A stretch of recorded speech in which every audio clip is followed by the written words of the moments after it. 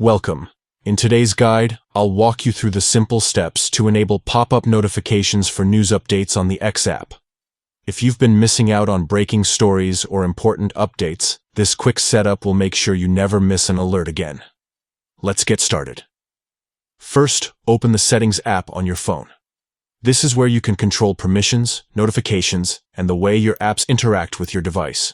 Once you're in your settings, scroll down until you see Apps, and give that a tap. Now you'll see a list of all the apps installed on your phone. Scroll through or use the search feature to find X app, then tap it to open its settings. This is the place where you can manage data, storage, and most importantly for today, notifications. Next, tap on Notifications. Here, you'll notice that the app's alerts are organized into different categories. These categories help you decide which types of notifications you'd like to receive and how you'd like them to appear. From here, tap on Notification Categories, and then select News.